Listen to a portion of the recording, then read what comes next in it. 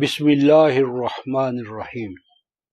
عزیز طلبہ و طالبات، آپ کے علم میں ہے کہ صیام کی بحث کے بعد اب قتال کی بحث شروع ہو رہی ہے، اور قتال و جہاد کے درمیان میں حج اور عمرہ کی بحث آئے گی۔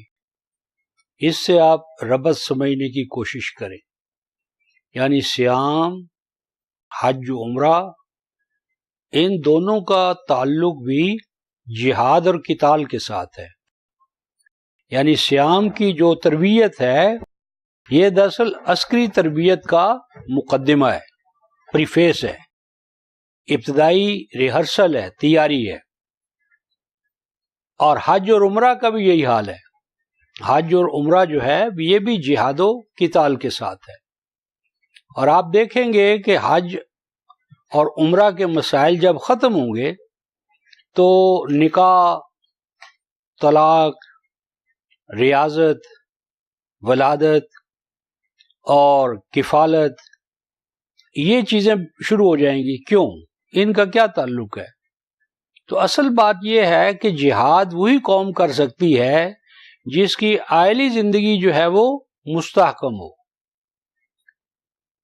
جس قوم کے اندر میاں بیوی کے تعلقات میں دراڑیں ہوں، میاں بیوی کے تعلقات میں اعتماد نہ ہو، احترام متبادل نہ ہو، ایک دوسرے کے لیے خیر سگالی کا جذبہ نہ ہو، ان میں ہم آہنگی نہ ہو، وہ صحیح معنی میں ایک دوسرے کے زوج نہ ہوں، نہ وہ صحیح تربیت کر سکتے ہیں اپنی اولاد کی، نہ تعلیم کا بندوبست ہو سکتا ہے۔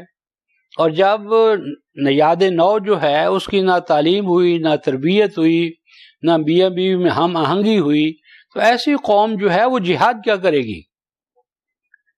تو یہ دیکھیں، یہ ایک تعلق ہے۔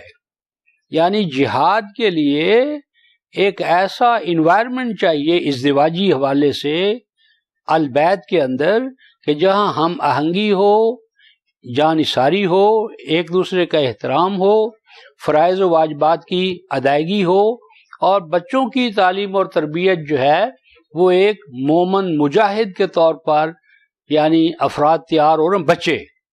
یہی وجہ ہے کہ آپ دیکھتے ہیں کہ جب قرآنی ماحول تھا، قرآنی معاشرہ تھا، تو آپ دیکھیں محمد بن قاسم 17 سال کی عمر میں وہ ایک جہادی یعنی ٹیم کا، فوج کا سپہ سالار بن کر ہندوستان آیا، اور اس نے عظیم مارکے انجام دیے، اور کفر و شرک کے خلاف اس نے عظیم جدوجہد کی، اور اس جدوجہد کا آج تک اثر جو ہے نا ہم ہند سے ملتان تک دیکھ رہے ہیں۔ تو 17 سالہ نوجوان، آج ہم 17 کیا 20-25 سال کے ہو جائیں تو ہمیں بنیادی مسائل کا علم نہیں ہوتا، جدوجہد اور جہاد تو بہت دور کی بات ہے۔ تو یہ وہ تربیت تھی سورۃ البقرہ میں کہ جہاد ہے اصل، جہاد کے حوالے سے حج ہے، جہاد کے حوالے سے عمرہ ہے، جہاد کے حوالے سے صیام ہے، اور جہاد ہی کے حوالے سے ایک مستحکم بیت، گھر، فیملی آرڈر، جس کی آگے جو تربیت سے مجاہد افراد اولاد پیدا ہو۔ تو آج جو جہاد کا موضوع ہے، قتال کے الفاظ میں آیا ہے، تو اس میں پچھلے درس میں ہم نے بحث کی تھی کہ یہ جہاد جو ہے، یہ قتال جو ہے، اسلام میں دفاع کے حوالے سے ہے، ڈیفینسو وار ہے، اوفینس نہیں ہے۔ دوسروں پر چڑھائی کرنا اور بالخصوص دوسروں کے عقیدے کو تبدیل کرنے کے لیے قتال کرنا، اس کی اسلام میں اجازت ہی نہیں ہے۔ ارشاد فرمایا لا اکراہ فی الدین، دین کے قبول کرنے میں، پھیلانے میں، پہنچانے میں اکراہ کی کوئی گنجائش نہیں۔ لا اکراہ، لا جو ہے یہ کون سا ہے؟ لائے نفی جنس، لائے نفی جنس۔ اور نفی جنس کا یہ معنی ہوتا ہے، مثلا اگر آپ سے کوئی پوچھے حل عندک کتاب، کیا تمہارے پاس کوئی کتاب ہے؟ آپ کہیں لا کتاب عندی، کیا معنی؟ میرے پاس کوئی ایسی چیز نہیں ہے جس پر آپ کتاب کا لفظ بول سکیں کتاب سے تعبیر کر سکے. لا اکراہ فی الدین، یہی تعبیر کلام ہے، اسلوب ہے. یعنی کوئی اکراہ، کسی طرح کا اکراہ، مثلا مادی اکراہ، کسی کے سر پر تلوار لے کر کھڑے ہو جائیں ہاں جی اور اسے کہ مانو، یہ بھی اکراہ ہے. یہ اکراہ کیا ہے؟ فزیکل فورس ہے، مادی طاقت ہے. اسی طرح رفقائے محترم اگر آپ یوں کریں کہ کسی کو کلورو فارم سنگا دیں جس سے اس کی عقل معوف ہو جائے، مدہوش ہو جائے، آؤٹ آف کانشیسنس ہو جائے، اور آپ اس سے دستخط کروا لیں کسی معاہدے پر، کیا وہ معاہدہ ویلڈ ہوگا؟ نہیں ہوگا. اسی طرح ہر وہ پروسیس جس سے انسان کی عقل معوف ہو جائے، وہ کام نہ کرے اور اس سے کوئی چیز منوا لی جائے، اس کی ویلیڈیٹی ختم ہو جاتی ہے. یہی وجہ، بچہ ہے اس پر کوئی عہد کی ذمہ داری نہیں ہے، پاگل کوئی اس پہ عہد کی ذمہ داری نہیں ہے، دیوانہ مجنون کوئی اس پہ ذمہ داری نہیں ہے. کیوں؟ کہ آؤٹ آف کانشیسنس ہے، عقل اس کی کام نہیں کر رہی. تو دین جو ہے وہ جبر اور اکراہ کے ساتھ، قوت و طاقت کے ساتھ، تلوار کے ساتھ منوانے والی چیز نہیں ہے. یہ ایک مستقل موضوع ہے جو ہم قتال اور جبر اور تشدد کے عنوان سے آگے چل کر ایک مستقل درس ریکارڈ کریں گے اور اس میں ان تمام مسائل پر گفتگو کریں گے. آج تو بات یہ ہو رہی ہے کہ پہلے حکم ہوا تھا وَقَاتِلُوا فِي سَبِيلِ اللَّهِ الَّذِينَ يُقَاتِلُونَكُمْ وَلَا تَعْتَدُوا إِنَّ اللَّهَ لَا يُحِبُّ الْمُعْتَدِينَ. اس پہ ہم تفصیلی گفتگو کر چکے ہیں کہ قتال کی اجازت اہل ایمان کو صرف ان کے خلاف ہے جو خود قتال شروع کریں، جو قتال مسلط کریں مسلمانوں پر. مسلمانوں کو اس مسلط کردہ یا شدہ قتال کے دور کرنے کے لیے، یعنی ڈیفنس کے لیے اجازت دی جا رہی ہے. پہلی شرط کیا ہے؟ کہ جہاد ہو، قتال ہو فی سبیل اللہ، یعنی وطن کے لیے، علاقے فتح کرنے کے لیے، مال غنائم حاصل کرنے کے لیے. اگر کوئی کرتا ہے تو وہ قتال اور جہاد فی سبیل اللہ نہیں ہے. نمبر 2 فرمایا تھا کہ الذین یقاتلونکم، جو تم پر چڑھائی کریں اور قتال مسلط کریں ان کے خلاف کرنا ہے. تو جو آپ پر مسلط نہیں کر رہے، آپ کے ساتھ پرامن رہ رہے ہیں، ان کے خلاف قتال نہیں ہوگا. پھر آگے ارشاد فرمایا وَلَا تَعْتَدُوا، زیادتی نہیں کرنی. مراد یہ ہم پر یہ ہے کہ جو مثلا معصوم بچے ہیں، خواتین ہیں، بوڑھے ہیں، وہ لوگ مثلا جو اپنے چرچوں میں، گرجوں میں، عبادت گاہوں میں، خانقاہوں میں بیٹھے ہیں اور ان کا کوئی اس دنیا سے ایسا تعلق نہیں ہے، ان کے خلاف بھی قتال نہیں کیا جائے گا. اسی طرح اگر کوئی دوسری قوم قتال سے رک گئی ہے تو ہم کہیں نہیں اب ہم تمہیں سزا دیں گے، مزہ چکھائیں گے، یہ بھی اعتداء ہے، حد سے آگے بڑھنا ہے، اس کی بھی اجازت نہیں ہو سکتی. تو یہ تمام قیدیں جو ہیں لگا دینے کے بعد فرمایا ان اللہ لا یحب المعتدین، اگر تم زیادتی کرو گے، حدود سے آگے نکلو گے، تو یہ عمل جو ہے وہ اللہ تبارک و تعالیٰ کے ہاں تمہارے لیے ناراضگی کا باعث بنے گا. اللہ تعالیٰ کی تمہیں نصرت، حمایت اور محبت حاصل نہیں ہوگی. اس کے بعد آج ہم آیت 191 سے شروع کر رہے ہیں. وَاقْتُلُوهُمْ حَيْثُ ثَقِفْتُمُوهُمْ وَأَخْرِجُوهُمْ مِنْ حَيْثُ أَخْرَجُوكُمْ وَالْفِتْنَةُ أَشَدُّ مِنَ الْقَتْلِ وَلَا تُقَاتِلُوهُمْ عِنْدَ الْمَسْجِدِ الْحَرَامِ حَتَّى يُقَاتِلُوكُمْ فِيهِ فَإِنْ قَاتَلُوكُمْ فَاقْتُلُوهُمْ كَذَلِكَ جَزَاءُ الْكَافِرِينَ. یہ جو وَاقْتُلُوهُمْ آیا ہے، اس کا معنی کیا کرتے ہیں؟ قتل کرو، جہاں کہیں پاؤ قتل کرو، یہ معنی نہیں ہے. وقتلو کا معنی ہے قتال کا جواب دو، یعنی جن لوگوں نے قتال تمہارے اوپر مسلط کر دیا ہوا ہے ان کے سامنے ہاتھ باندھ کر کھڑے مت ہو جاؤ، یعنی ان کے قتل و قتال کا جواب دو. وَاقْتُلُوهُمْ تم قتل کے جواب میں قتل کرو، قتال کے جواب میں قتال کرو، حَيْثُ ثَقِفْتُمُوهُمْ جس حالت میں بھی تمہارے اوپر قتال مسلط کر دیا جائے، اس حالت کے اندر مثلا آپ مسجد حرام میں ہیں، احرام کی حالت ہے، تو اب مسجد حرام میں ہونا یا احرام کی حالت میں ہونا یہ کوئی تمہیں پابند نہ کر دے کہ جی ہم تو احرام کی حالت میں ہم کیوں قتال کریں، ہم تو مسجد حرام میں ہیں ہم کیوں قتال کریں۔ نہیں، اگر انہوں نے قتال تمہارے خلاف کر دیا ہے، خواہ مسجد حرام میں کیا ہے یا حالت احرام میں کیا ہے، جہاں کہیں کیا ہے، جس حیثیت میں بھی کیا ہے، اسی حیثیت سے تمہیں دفاع کرنے کا حق حاصل ہے۔ آگے ارشاد فرمایا وَأَخْرِجُوهُمْ مِنْ حَيْثُ أَخْرَجُوكُمْ جیسے انہوں نے تمہیں گھر بار سے محروم کیا ہے، گھر بار سے نکالا ہے، بیوی بچوں سے محروم کیا ہے، تو اگر تمہارا بس چلتا ہے تو تم ان کو بھی ان کے گھر بار سے نکال سکتے ہو۔ یعنی ہم آغاز نہیں کر رہے، لیکن جب انہوں نے آغاز کیا ہے تو اگر ہمارے یعنی کوئی ایسے حالات آتے ہیں تو ہم بھی ان کو اس قتال کا یا اخراج کا جو انہوں نے ہمارے مسلط کیا ہے جواب دے سکتے ہیں، جوابی کارروائی کر سکتے ہیں، اوفینس نہیں کر رہے۔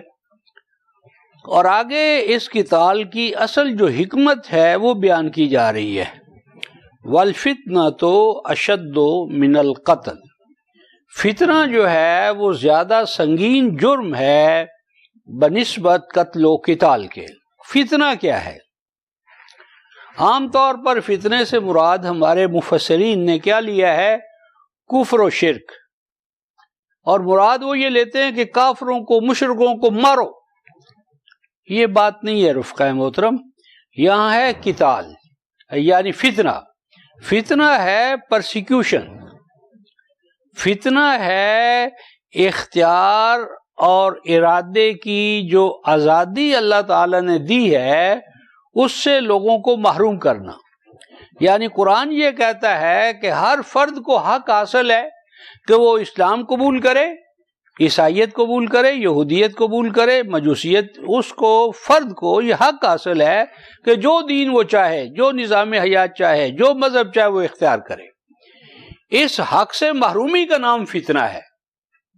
یعنی اگر ہر فرد کو یہ حق دے دیا جائے کہ وہ اسے حق ہے کہ وہ جو مذہب چاہے، تو اسلام کہتا ہے کہ ہمارے پاس دلائل ہیں، ہم عدل، رحمت، یعنی قسط، انصاف، اس کے علم بردار ہیں۔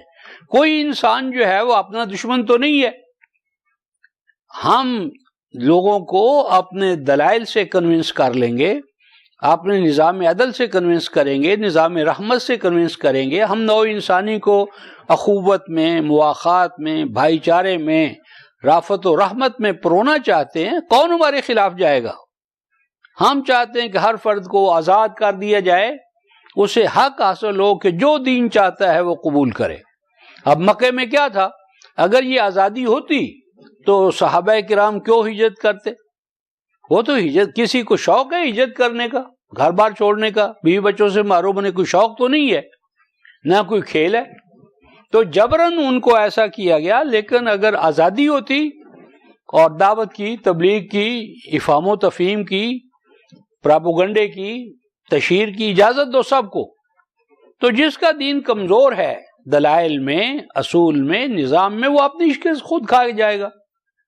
تو فتنہ سے مراد کفر و شرک نہیں ہے، فتنہ سے مراد ہے وہ حالت، پرسیکیوشن، کہ جس میں انسان کو جبراً کوئی عقیدہ قبول کرنے یا ترک کرنے کی تعلیم دی جائے، یا اس کو یعنی اجازت نہ دی جائے، جبراً اور قہراً ایک عقیدہ ماننے پر مجبور کیا جائے، وہ حالت، بس وہ حالت ختم ہو جائے۔ تو سارا جو ہے اس وقت اب مثلا ہندوستان میں دیکھیں کیا ہو رہا ہے، جبراً اور قہراً جو ہے وہ مسلمانوں کو ہندو بنایا جا رہا ہے، عیسائی بنایا جا رہا ہے۔ تو یہ جو حالت ہے اسلام اس کو ختم کرنا چاہتا ہے۔ گویا کہ اسلام کا قتال کیا ہے؟ نوع انسانی کو اس کا آزادی کا حق دینا، آزادی ضمیر، آزادی مذہب، آزادی دین، آزادی رائے۔ گویا حریت و مساوات کے قیام کا ماحول جو ہے یہ ماحول پرووائڈ کرنا ہے قتال کے ذریعے، کسی کو جبر نہیں کرنا۔ ہاں اگر آپ پر جبر ہو رہا ہے تو ہم آپ کو جبر سے آزاد کرائیں گے، لیکن آپ کو اختیار دیں گے کہ آپ ماننا چاہتے تو مانے، نہیں ماننا چاہیں تو پرامن شہری طور پر رہے، کوئی آپ کی ہمارے ساتھ لڑائی نہیں ہے۔ تو فتنہ کا یہ معنی ہے کہ والفتنہ تو اشد من القتل، دین کے نام پر پرسیکیوشن زیادہ سنگین جرم ہے بنسبت کسی کو قتل کرنا، کیوں قتل میں تو ایک ہی دفعہ انسان فارغ ہو جاتا ہے، لیکن پرسیکیوشن تو ہر لمحے کا قتل ہے، خوف ہے، دہشت ہے، ہاں جی اس بیچارے کا خون سوکھ رہا ہے، نہ وہ محفوظ، نہ اس کے بیوی بچے محفوظ، نہ اس کی جان، نہ مال، نہ عزت، نہ ابر، کوئی چیز محفوظ نہیں ہے، تو یہ زیادہ سنگین جرم ہے، یہ زیادہ عذاب کی حالت ہے۔ جو اس کو فرمایا کہ قتل کرو، اس حالت کو قتل جو ہے فتنے کی حالت کو ختم کرنا مقصود ہے، کسی کی مار دھاڑ یا عزت و آبرو کو پامال کرنا یہ ہمارا قطعاً مقصد نہیں ہے۔ فرمایا وَلَا تُقَاتِلُوهُمْ عِنْدَ الْمَسْجِدِ الْحَرَامِ، یہ جو حرمت والے عربوں کے ہاں 4 مہینے تھے، تو ان 4 مہینوں میں قبائل ایک دوسرے کے علاقے میں آ جاتے تھے، کوئی اس کی مار کٹائی نہیں ہوتی تھی، لیکن مسلمانوں کے ساتھ یہ عجیب بات تھی کہ ان کو بیت اللہ کے اندر بھی، مسجد حرام کے اندر بھی آزادی حاصل نہیں تھی، کافر مشرک آزاد تھے، اور اہل اسلام حرمت والے مہینوں میں مسجد حرام میں بھی محفوظ نہیں تھے۔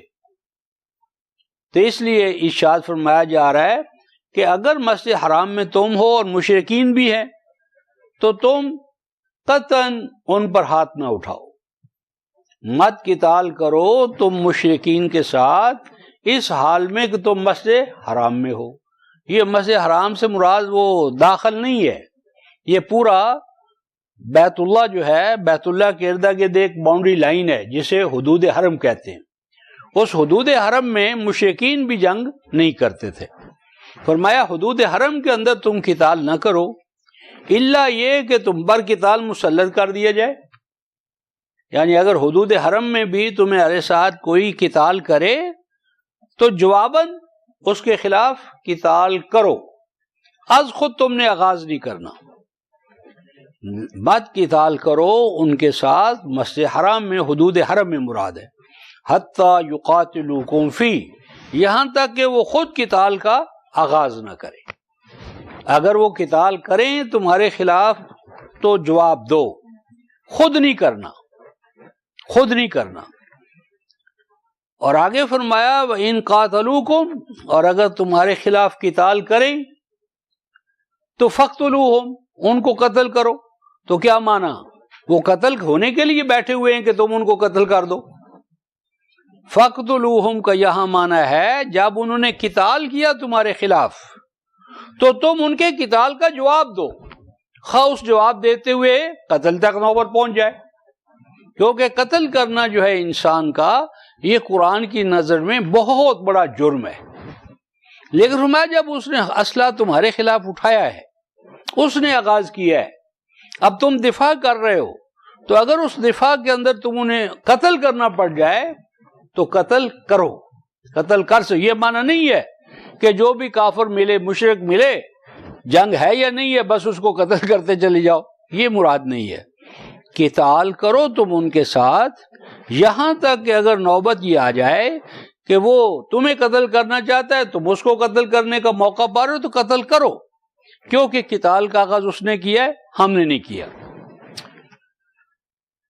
کذالک جزاء الکافرین، اور یہاں کافروں سے مراد منکر نہیں ہے، نہ شکرے نہ قدردان، یعنی ہم تو فتنے کو ختم کرنا چاہتے ہیں، وہ فتنے کے روادار ہیں، فتنے کو باقی رکھنا چاہتے ہیں، نوع انسانی کے دشمن ہے، نوع انسانی کی حریت، آزادی، استقلال، اخوت، مواخات ان کے دشمن ہے، تو یہ نوع انسانی کے ناشکرے اور حریت، مواخات، مساوات، آزادی رائے، اس کے ناقدرے جو ہیں، ناشکرے جو ہیں، ان کو واقعی سزا ملنا چاہیے تاکہ نوع انسانی کے ان حقوق کا احترام کریں۔ فرمایا فَإِنِ انْتَهَوْا، اور اگر وہ جنگ تو شروع کر دیں، تم دفاع میں آ جاؤ، وہ سبز جھنڈی، وہ سفید جھنڈی دکھا دیں، بھئی ہم جنگ ختم کرتے ہیں، تو تم کیا کرو؟ نہیں، اب چونکہ تم نے جنگ شروع کی تھی، اب ہم تمہیں ماریں گے، ہمارا اپر ہینڈ ہے، اب ہم تمہیں مار مار کر وہاں پہنچائیں گے جہاں تمہیں پانی نہ ملے۔ ایسا نہیں کرنا۔ یعنی قتال کا مقصد انتقام لینا نہیں ہے، ان کے ظلم کو روکنا ہے۔ اگر وہ ظلم کرنے سے باز آ جائیں تو تم بھی ہاتھ اٹھا لو، اور یہی تو فنتہو، رک جاؤ۔ آپ کو سیام میں یہی تو تربیت دی ہے کہ آپ کے سامنے حلال اور طیب کھانا پڑا ہے، آپ کو حکم ہے نہیں کھانا، کوئی آپ کو دیکھ نہیں رہا، اندھیری کوٹری میں آپ بیٹھے ہیں، ہاں جی، واش روم میں ہیں، کوئی آپ کو دیکھنے والا نہیں ہے، شدید آپ کو پیاس لگی ہے، آپ پانی کیوں نہیں پیتے؟ اس لیے کہ جس خالق و مالک کا حکم ہے وہ تو ہر حال میں دیکھ رہا ہے۔ تو یہ جو صیام کی تربیت ہے وہ یہی ہے، جہاں حکم ہو کرو، آگے بڑھو بڑھو، اور جہاں رکنے کا حکم ہو جائے رک جاؤ۔ فنتہو، تو آپ تم رک جاؤ۔ ان اللہ غفور الرحیم، دیکھو تم بھی غلطیاں کرتے ہو، اور غلطیاں کرنے کے بعد توبہ کر لیتے ہو، تو کیا اللہ تمہاری توبہ قبول نہیں کرتا؟ جس طرح کون ہے جس سے کوئی غلطی نہیں ہوئی؟ خطا کار۔ ملائکہ کے بارے میں آپ کہہ سکتے ہیں کہ وہ غلطی نہیں کرتے، لیکن غلطی نہ کرنا کوئی اپنی ذات میں فضیلت نہیں ہے۔ اگر ایک اختیار و ارادہ نہیں ہے اور آپ غلطی نہیں کرتے تو کون سے کمال ہے؟ اگر ایک بکری جو ہے وہ آپ کے کھیت سے گزر جائے، کسی کی بکری، اور وہ دائیں بائیں نہ چرے، تو آپ کیا کہیں گے؟ بڑی بیوی بکری ہے، اچھی بکری ہے؟ نہیں، کیونکہ جبر کے ساتھ نیکی نہیں ہوتی، اختیار کے ساتھ ہوتی ہے۔ تو اگر اس نے غلطی کے بعد غلطی کا احساس کر لیا اور اب وہ جنگ سے باز آنا چاہتا ہے تو اس کو چھوڑ دو۔ اللہ تعالی غفور اور رحیم ہے۔ اس میں ایک اور بات ہے کہ اللہ تبارک و تعالیٰ کے اس کلام میں، قرآن میں، جو انسینٹیو ہے نا حکام پر عمل کرنے کا، وہ فوج نہیں ہے۔ نظام اسلام کا جو نفاذ ہے وہ فوج نہیں کرتی، پولیس نہیں کرتی۔ کیا کرتا ہے نفاذ اسلام؟ آپ کا ایمان کرتا ہے، اللہ تعالیٰ پر ایمان، اس کی ذات و صفات پر ایمان، مقافات عمل پر ایمان، جزا و سزا پر ایمان، مالک یوم الدین پر ایمان۔ یہ عقیدہ ذہن میں بیٹھتا ہے تو پھر اسلام پر عمل ہوتا ہے۔ آج چونکہ اس عقیدے میں بنیادی طور پر دراڑیں پڑ چکی ہیں، اس لیے فوج بھی چاہے پولیس بھی چاہے تو اسلام نافذ نہیں ہو سکتا۔ پہلے عقیدہ مستحکم ہو، ایمان مستحکم ہو، اللہ تعالیٰ کے حاضر ناظر ہونے کا ایمان ہو، مقافات عمل پر ایمان ہو، تو پھر اسلام نفاذ پذیر ہوتا ہے۔ تو اللہ تعالیٰ کی صفات کو بنیاد بنایا گیا ہے۔ بلا شبہ اللہ غفور ہے، پروٹیکشن عطا کرتا ہے، تو تم بھی اللہ کے بندے ہو، صفات اللہ سے تم نے اپنے آپ کو متصف کرنا ہے علی حد بشریت، تو تم بھی اپنی ذات میں غفوریت پیدا کرو۔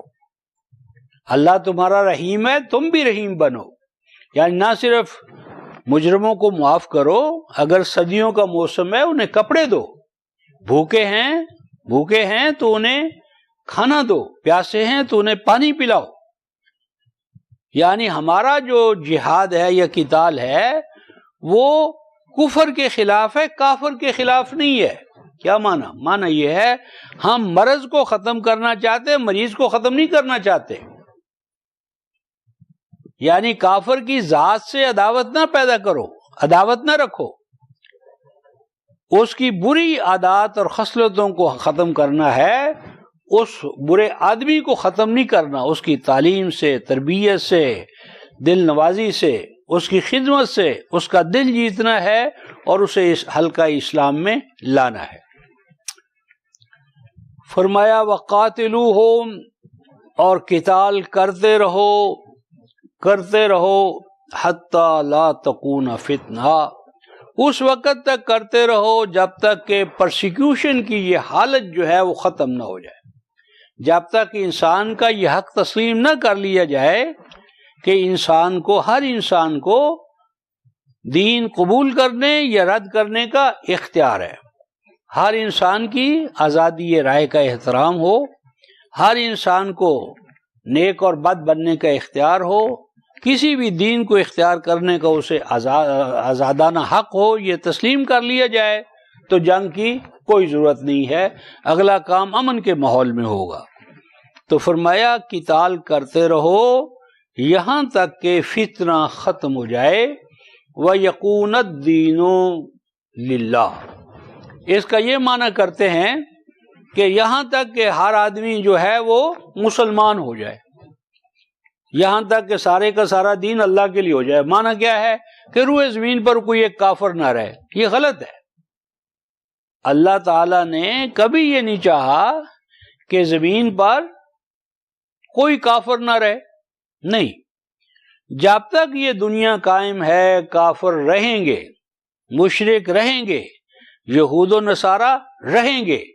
یہ جو تصور ہے کوئی ایسا دور آئے گا کہ کوئی زمین پر کافر نہیں ہوگا، مشرک نہیں ہوگا، یہ غلط تصور ہے۔ قرآن حکیم نے اس ضمن میں سورہ جو ہے ہود، سورہ ہود کی جو آخری آیات ہیں، یہ میں دکھاتا ہوں۔ قرآن نے یہ کہا ہے کہ ایسا کبھی نہیں ہوگا، یہ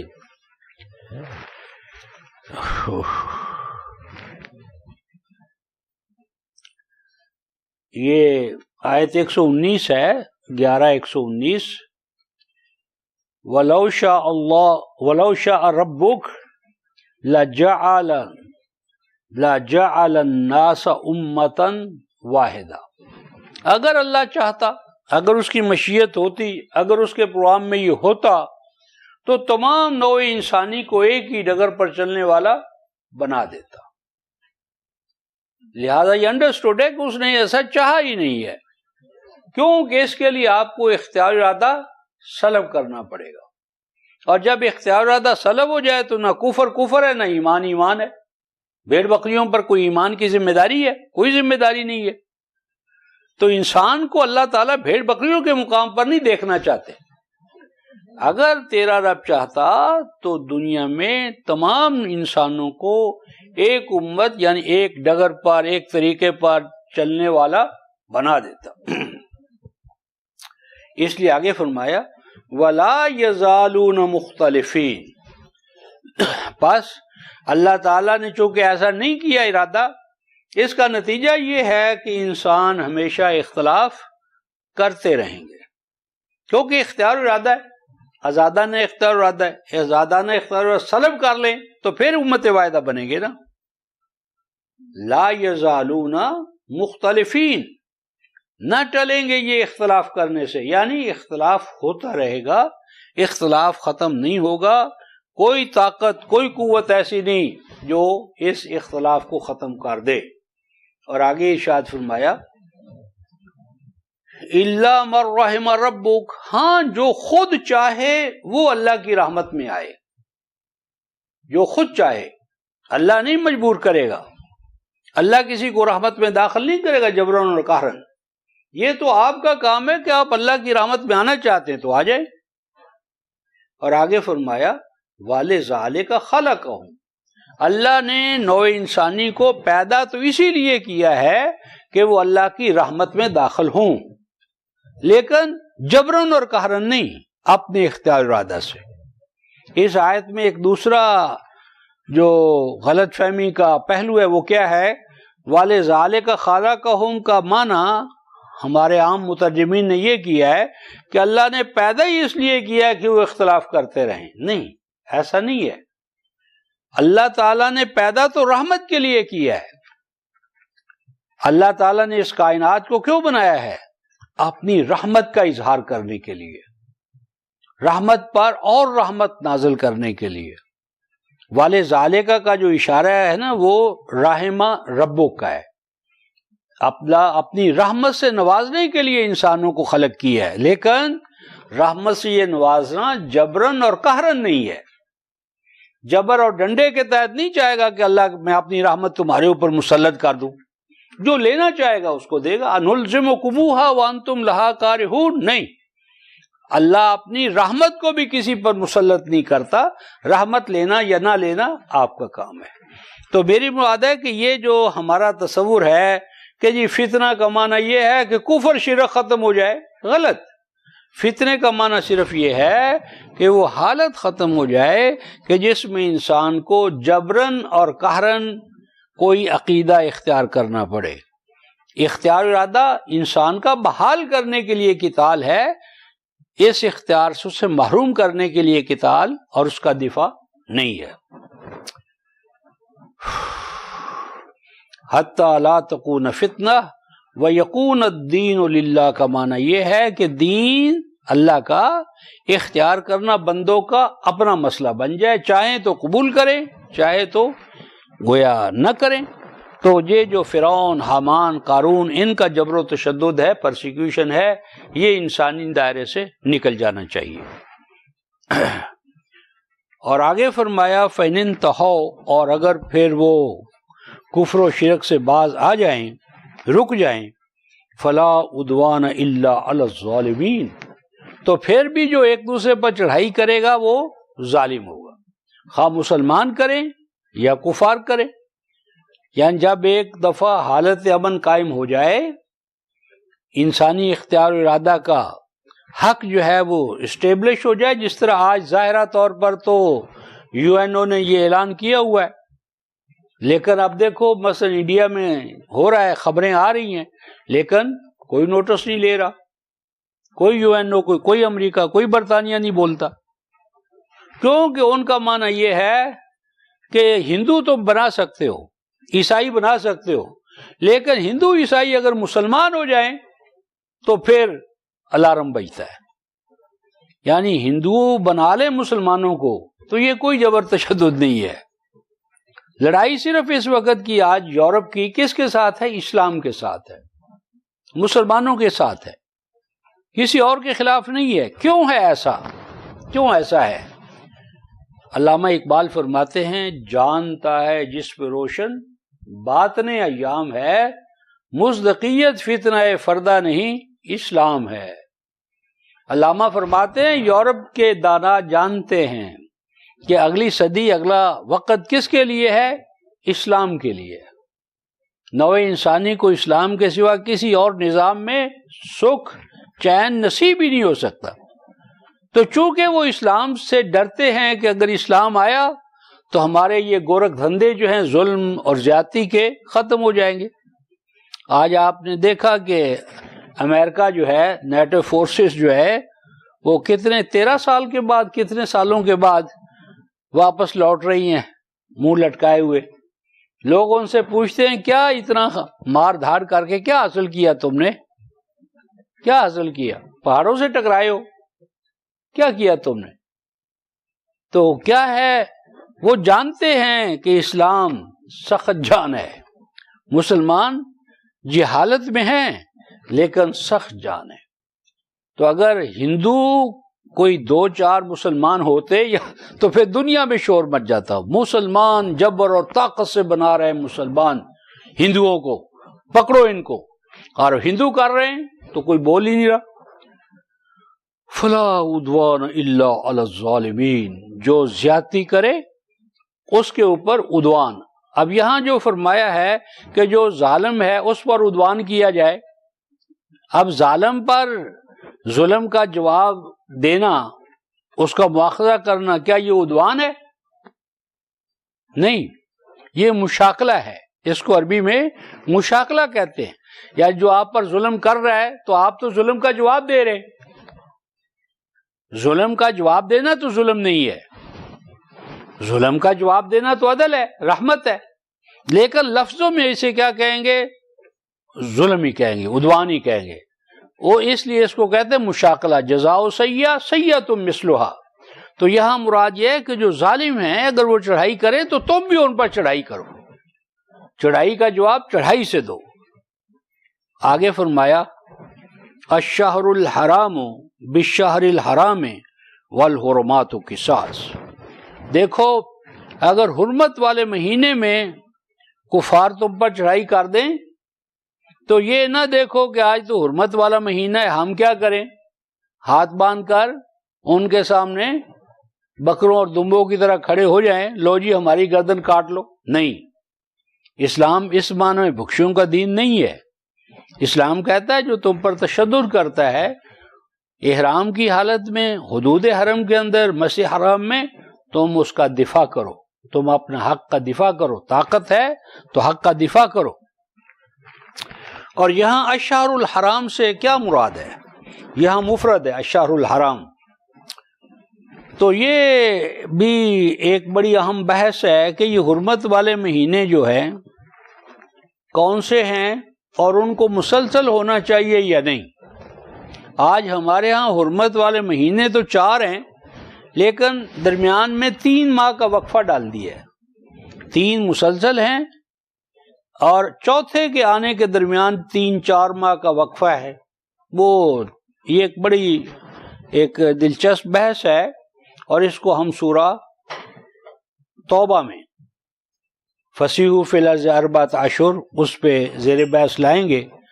تو فرمایا کہ حرمت والے مہینے کا جواب حرمت والے مہینے سے دو۔ کیا معنی یہ ہے کہ اگر حرمت والے مہینے میں حرمت کو پامال کریں، تم پر حملہ کریں، تمہیں لوٹیں، تمہیں کوئی گزان پہنچانا چاہیں تو تم بھی ان کو جواب دو، گزان پہنچاؤ، ان کا سدباب کرو، ان کا جواب دو۔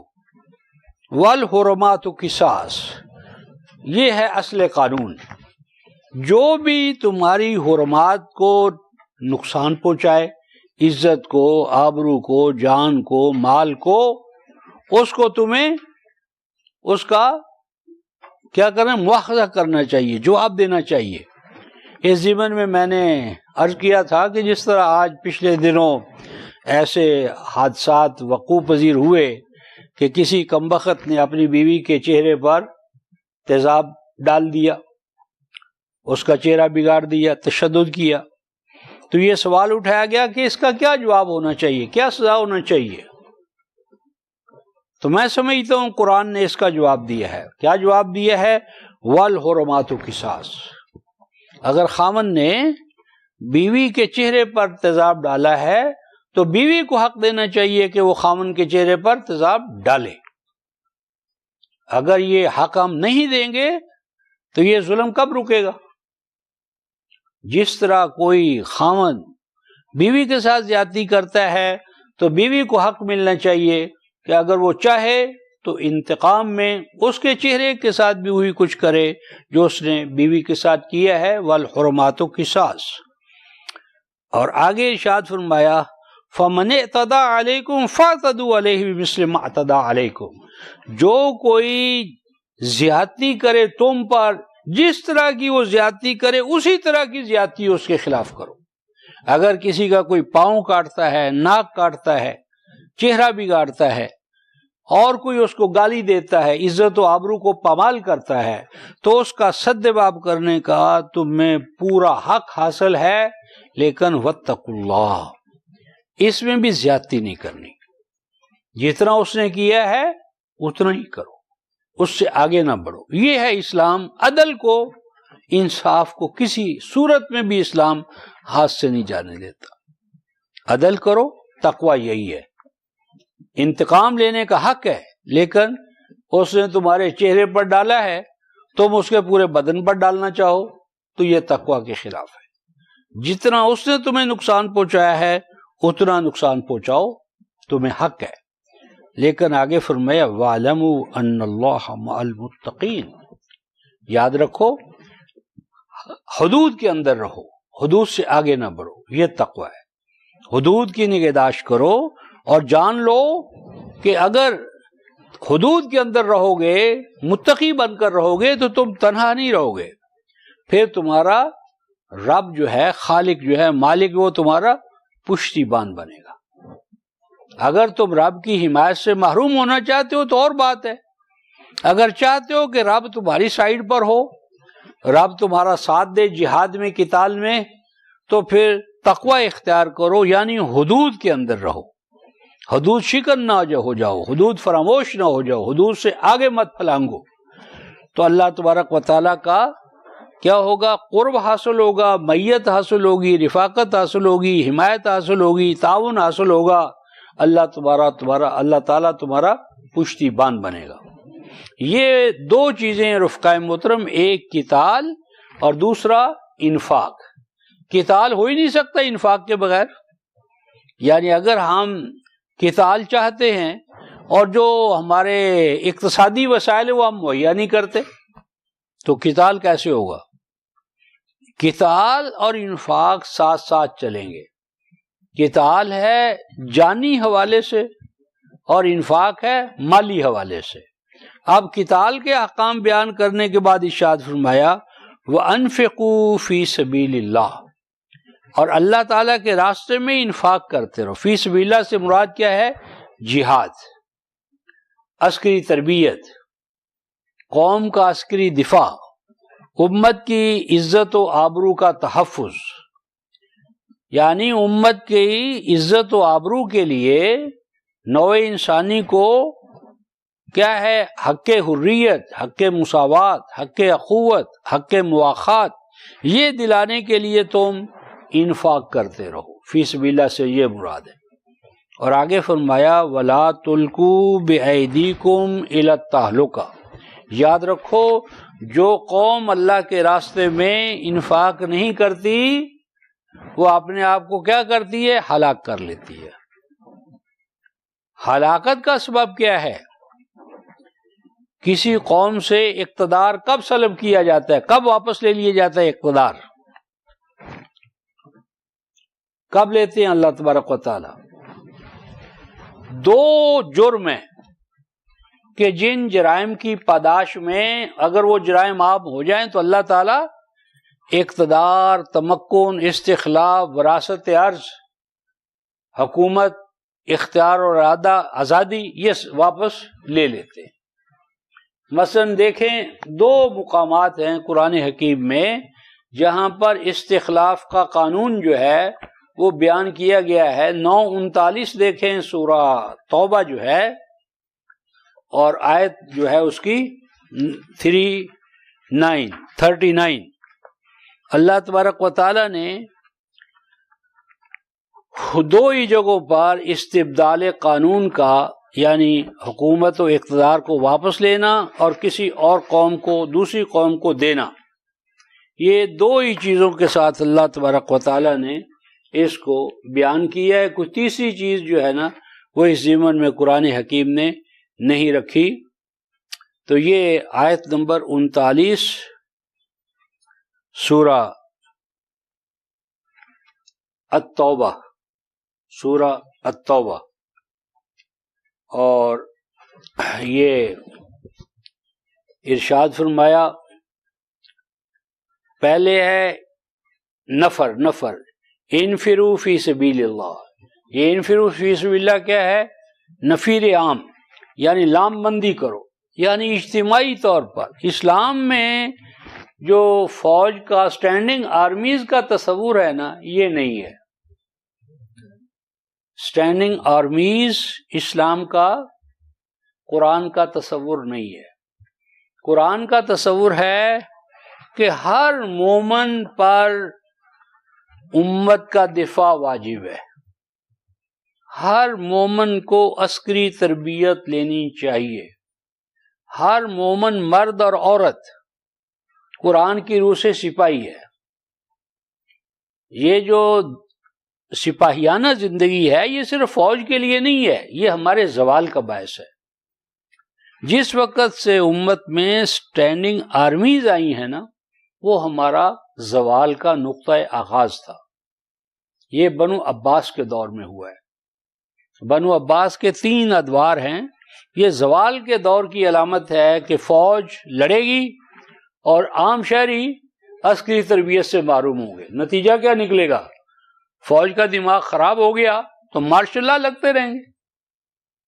عوام میں تو استعداد نہیں ہے کہ وہ فوج کا جواب دے سکے، لیکن جب ہر فرد تربیت یافتہ ہوگا، اس کی تربیت ہوگی، تو کسی کے سامنے جھکے گا نہیں، وہ اپنے حقوق کے لڑے گا۔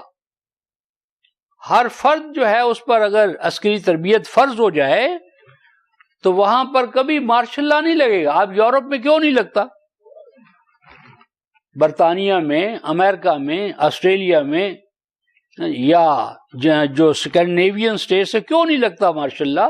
اس لیے کہ ہر فرد پر عسکری تربیت واجب ہے. حتیٰ کہ آپ دیکھیں اسرائیل میں ہر مرد اور عورت پر ہر 16 سال کے بچے پہلے ان کو اسکول میں تربیت دیتے ہیں، کالج میں تربیت، عسکری تربیت، اور 3 یا 4 سال تک ہر شہری پر فوج میں جانا واجب ہے، مرد ہو یا عورت.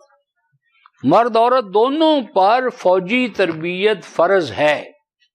اور وہ جب بھی حکم ہوتا ہے، لام بندی ہو جاتی ہے، تمام قوم جو ہے وہ میدان جہاد میں نکل آتی ہے، میدان قتال میں نکل آتی ہے. آج اسرائیل کا یہی حال ہے. عرب عیاش ہیں اور اسرائیل کا بچہ جو ہے وہ فوجی تربیت سے مسلح. 6 گھنٹے کے اندر اندر کہتے ہیں یا 12 گھنٹے اندر لام بندی کا اعلان ہو جائے، ہر 16 سال کا بچہ، مرد عورت میدان جنگ میں کھڑا ہوگا. اس کو قرآن حکیم نفیر عام کا ہے. نفیر عام کا معنی ہے کہ ہر فرد، آگے ہم پڑھیں گے، وہ ثقال ہو یا خفاف ہو، چھوٹا ہو یا بڑا، موٹا تازہ ہو یا دبلا پتلا، کم وسائل کا حامل ہو یا زیادہ وسائل، اس کے ہر حال میں نفیر عام شرط ہے. اسٹینڈنگ آرمی سے پہلے ملیشیا ہے. ہر فرد جو ہے وہ جہادی تربیت کا مکلف ہے اور میدان جنگ میں جانے کا مکلف ہے. اچھا آپ دیکھیں آیت نمبر 39 میں الا تنفروا يعذبكم عذابا علیما ويستبدل قوما غيركم ولا تضروه شيئا والله على كل شيء قدیر. نفیر عام، لام بندی، ہر فرد جہادی تربیت لے اور میدان جنگ میں جانے کے لیے تیار رہے.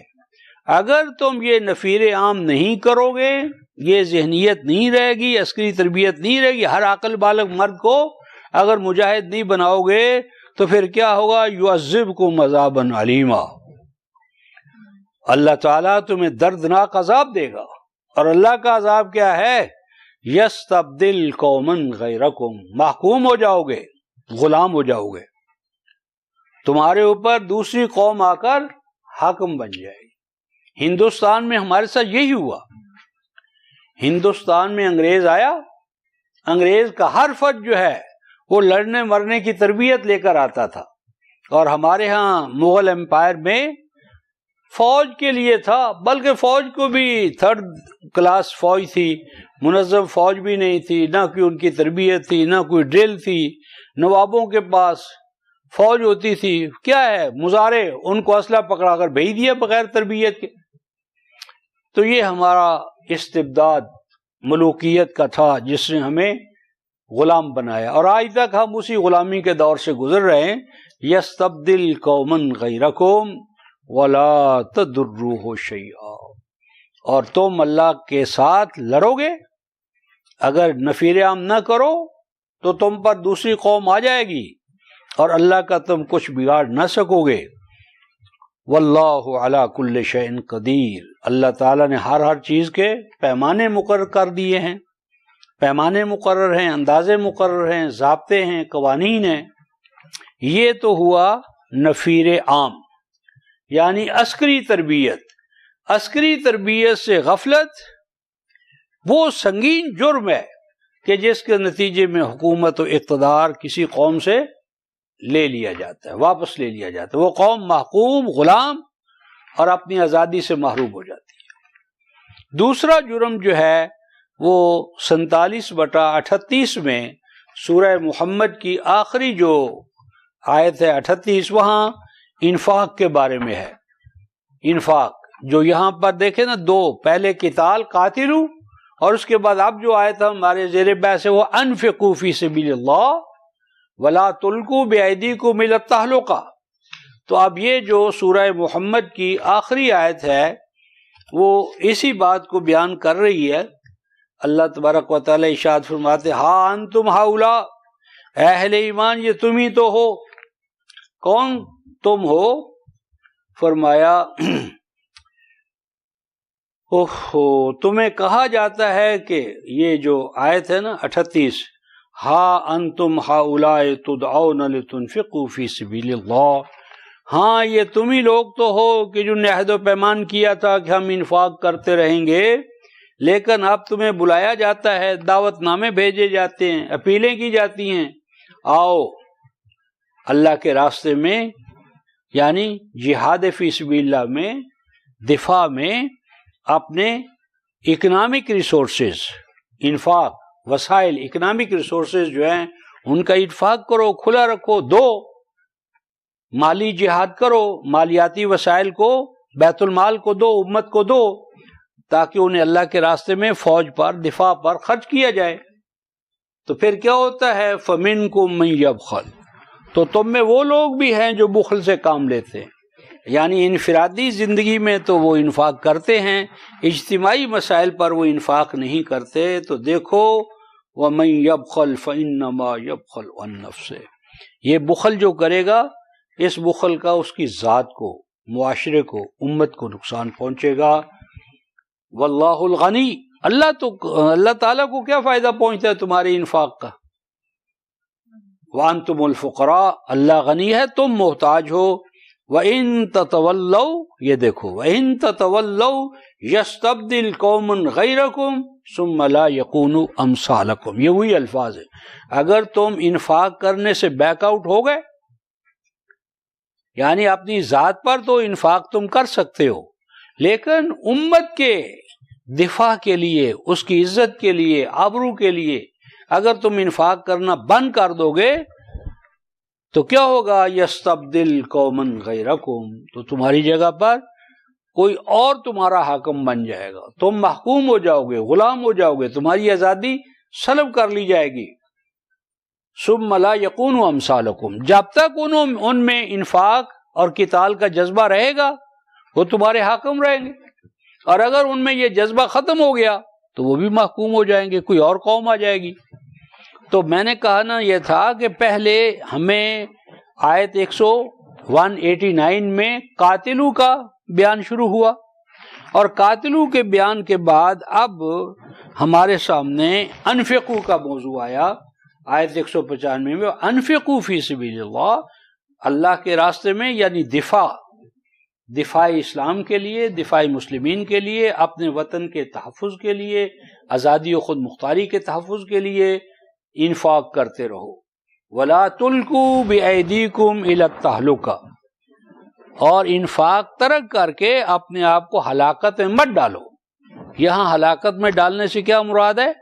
فی سبیل اللہ انفاق نہ کرنا، فی سبیل اللہ بخل سے کام لینا، یعنی اپنے ملک، وطن، دین، اسلام اور اپنی جو بھائی بند ہیں، اخوت اسلامیہ، اس کے دفاع کے لیے اگر انفاق نہیں کرو گے تو یہ انفاق نہ کرنا کیا ہے؟ یہ ہلاکت میں اپنے آپ کو ڈالنا ہے۔ وَأَحْسِنُوا إِنَّ اللَّهَ يُحِبُّ الْمُحْسِنِينَ، صرف انفاق ہی نہ کرو، انفاق بھی کرو حسن کرانا انداز میں، انفاق میں بھی ایک حسن کی شان ہو، انفاق بھی کرو تو دنیا اشش کر اٹھے کہ ہاں انہوں نے انفاق کیا ہے۔ جس طرح غزوہ تبوک میں آپ صلی اللہ علیہ وسلم نے فرمایا بھئی اب بڑا سخت ساعت العسرہ ہے، رومیوں نے چڑھائی کر دی ہے، رومیوں کا مقابلہ کرنا ہے، یعنی اندازہ کریں رومن امپائر اور ایران، یہ تو بین الاقوامی دو استعمار تھے، ان کی ٹکر بیچارے عرب کہاں لیں؟ وہ عرب جو منتشر ہیں، ریگستانی قوم ہے، کوئی ان میں ڈسپلن نہیں تھا، کوئی حکومت نہیں تھی، کچھ بھی نہیں تھا۔ نبی پاک صلی اللہ علیہ وسلم ان کو تربیت دی، تعلیم دی، اور نتیجہ کیا نکلا کہ ایک وقت آ گیا کہ رومیوں نے چڑھائی کا فیصلہ کر لیا۔ آپ صلی اللہ علیہ وسلم کو پتہ چلا تو ایسا نہیں کیا کہ مدینے میں بیٹھے رہیں، 30,000 اہل ایمان کو لے کر آپ مدینہ سے نکلے، اور جب نکلے ہیں تو بڑا سخت موسم تھا، گرمیاں سخت تھی۔ منافق کہتے لا تنفروا فی الحر، اور گرمیوں میں کیوں نکلتے ہو، مارے جاؤ گے۔ تو کیا کہا قرآن نے؟ قل نار جہنم اشد حرا لو کانوا یعلمون. یاد رکھو گرمی اتنی سخت نہیں ہے جتنی غلامی کی زندگی. غلامی بدتر ہے جہنم سے، غلامی بدتر ہے جہنم سے. غلامی کی آگ جو ہے وہ بدتر ہے جہنم کی آگ سے. تم تو کہتے ہو کہ نہ نکلو، قل نار جہنم اشد حرا، اور پھر 30,000 موسم سخت گرمی کا، جولائی، اور اوپر سے کھجوروں کا موسم ہے، پکا ہوا ہے، کھجوریں پکی ہوئی ہیں، ان کو اتارنا ہے. وہ اپنے درختوں سے نیچے گر گر کر ختم ہو رہی ہیں. حکم ہوتا ہے نہیں، کھجوریں ہوتی ہیں تباہ، ہونے دو. اپنا پہلے وجود ہے، دفاع کرنا ہے، دفاع مقدم ہے. بھوکے رہ لیں گے کیا ہوگا؟ تو آپ صلی اللہ علیہ وسلم ایک 30,000 اصحاب کو ساتھ لے کر نکل پڑے، اور 1 ماہ تک عربی جو حدود تھی وہاں آ کر آپ نے پڑاؤ ڈال لیا. آپ آگے نہیں بڑھے کیونکہ چڑھائی کرنا تو مقصود نہیں تھا. تو جب ہرکل کو پتا چلا کہ یہ تو دیوانے لوگ ہیں، 30,000 ہمارے 2 لاکھ کے مقابلے میں لے کر نکلے ہیں، لیکن یہ کیوں نکلے ہیں؟ اصلاً ہرکل جو ہے وہ سمجھتا تھا کہ یہ نبی صادق ہے، محمد صلی اللہ علیہ وسلم صادق نبی ہیں، ان کی اللہ ضرور حمایت کرے گا. ہم نکلے مقابلے میں تو مارے جائیں گے. اصل اس کے ذہن میں ڈر تھا. تو 1 ماہ تک آپ وہاں پہرا دیتے رہے، وہ نہیں آیا مقابلے میں تو واپس تشریف لے آئے. لیکن آپ کا رعب قائم ہو گیا، ارد گرد قبائل ڈر گئے، یار یہ تو عجیب شیر ہے، یعنی رومیوں سے مقابلہ کر نکل آئے. بھی سخت جان قوم ہے. تو فرمایا وَأَحْسِنُوا إِنَّ اللَّهَ يُحِبُّ الْمُحْسِنِينَ. صرف انفاق نہیں کرنا، انفاق بھی کرنا ہے حسن کارانہ انداز میں، آسن طریقے سے، اس میں حسن ہو، توازن ہو، اعتدال ہو. تو جب آپ نے فرمایا آؤ بھائی انفاق کرو، تو سیدنا ابوبکر صدیق گھر میں جو سرمایہ تھا سارے کا سارا اٹھا لائے. پوچھا اللہ کے رسول نے ابوبکر کیا چھوڑ کے آئے ہو؟ تو عاشق رسول نے کہا قد ترکت فی البیت اللہ ورسولہ، میں تو اللہ اور اس کا رسول گھر میں چھوڑ کے آئے. سید عمر فاروق سے پوچھا، کہتا میں نصف مال لے کر آ گیا ہوں، نصف گھر میں چھوڑ آئے ہوں. اور جب پتہ چلا کہ ابوبکر سارا لے کر آ گیا ہے تو کہا ابوبکر تو مجھے بازی نہیں لے جانے دے گا، ہر قدم پر تو آگے ہوتا ہے، ہر قدم پر آگے آتا ہے. یعنی جب وظیفہ لیا امت کے کہنے سے تو وفات سے پہلے کیا کہا؟ اپنے بیٹوں کو جمع کیا، فرمایا کہ میں نے اتنا وظیفہ لیتا رہا ہوں 2.25 سال تک، لیکن پتہ نہیں میں نے فرائض صحیح انجام دیے ہیں یا نہیں، لہٰذا جو پیسہ میں لیا ہے نا یہ بیت المال میں جمع کرا دینا. اور سید عمر فاروق رو پڑے اور فرمایا ابوبکر تو زندگی میں بھی ہم سے بازی لے جاتا رہا اور موت کے وقت بھی تو ہم سے بازی لے گیا، بخدا تیرا مقابلہ نہیں کر سکتا. تو نے بعد والے خلفاء کے لیے خلافت اتنی مشکل کر دی ہے کہ اس کو کون نبھائے گا؟ کوئی نہیں نبھا سکتا، یہ ابوبکر ہی ہے. تو خیر یہاں وہ فرمایا کہ احسنو، انفاق تو یہ بھی ہے کہ کوئی نصف لایا، کوئی 1/4 لایا، کوئی 1/10 لایا، اور کوئی کل کا کل لے آیا. تو جو کل کا کل لے آیا نا وہ احسنو، مطلب ہے میکسیمم، زیادہ سے زیادہ جو تم سے ہو سکتا ہے. انفاق ہی نہیں کرنا، زیادہ سے زیادہ کرنا ہے. کیوں؟ ان اللہ یحب المحسنین. جب یقین ہوتا ہے کہ اس احسان سے، انفاق سے میرا مولا راضی ہی نہیں ہوگا، مجھے اپنا محبوب بنائے گا، تو اللہ اپنے محبوبوں کو بھوکا مارے گا، اللہ اپنے محبوب کو بھوکا رہنے دے گا، پیاسا رہنے دے گا، غلام رہنے دے گا، محکوم رہنے دے گا. کیسے ہو سکتا ہے؟ یہ جو ہمارے ہاں قصے کہانیاں ہیں کہ جی نبی پاک صلی اللہ علیہ وسلم کا انتقال ہوا اور آپ کے گھر میں دیا چلانے کے لیے تیل نہیں تھا، یہ بکواس ہے. یہ بکواس ہے کہ آپ صلی اللہ علیہ وسلم کی وفات سے پہلے وہ آپ کا جو اسلحہ تھا وہ یہودیوں کے ہاں گروی رکھا ہوا تھا. بکواس ہے. کہاں تھے مکے میں یہودی، مدینے میں یہودی؟ وہ تو مطلب ہے پہلے ہی ان کو نکال دیا گیا تھا، ان کے غدار اور خیانت اور جرائم پیشہ ہونے کی وجہ سے وہ تو پہلے ہی نکالے جا چکے. سورہ حشر پڑھو. اور قرآن نے یہ کہا سورہ علم نشرہ میں، کیا وہ سورہ والضحیٰ میں، علم یجدک یتیما فآویٰ ووجدک ضالا فہدیٰ ووجدک عائلا فاغنیٰ. اللہ تعالیٰ نے تو آپ کو غنی الاغنیاء بنا دیا تھا. تو یہ نعوذ باللہ یہود کے ابھی مقروض چلے آ رہے ہیں. یہ کہانی کیوں بنائی گئی ہے؟ اس لیے کہ آج چونکہ ہمارے بدماش حکمران یہود کے مالیاتی فنڈ کے، ورلڈ بینک کے مقروض ہیں بدبخت. اب ان کو جواز چاہیے، تو اس جواز کے لیے یہود نے ہمارے ہاتھ میں چھنکنا دے دی ہے. کہتے کوئی بات نہیں ہے یار، اگر تم مقروض ہو تو کیا فرق پڑتا ہے، تمہارا تو نبی بھی نعوذ باللہ مقروض تھا. تو یہ بہت بڑا طنز ہے، بہت بڑا دھوکہ ہے جس میں ہمیں مبتلا کر دیا گیا ہے. واللہ یحب المحسنین. اگر تم انفاق احسان کے طور پر کرو گے تو اللہ کے محبوب بنو گے. اللہ اپنے محبوبوں کو ذلیل کرے گا، رسوا کرے گا، مقروض کرے گا یہود کا. این نمی سزا خدائے را، یہ اللہ رب العزت کی شان کے خلاف ہے. یہ بیان کرنے کے بعد میں نے بتایا کہ پہلے صیام آیا، صیام کے بعد مواقیت الحج والعمرہ آئے، اور ان کے بعد قتال آیا، قتال کے بعد انفاق آیا. اب پھر دوبارہ موضوع کیا آ رہا ہے؟ الحج والعمرہ.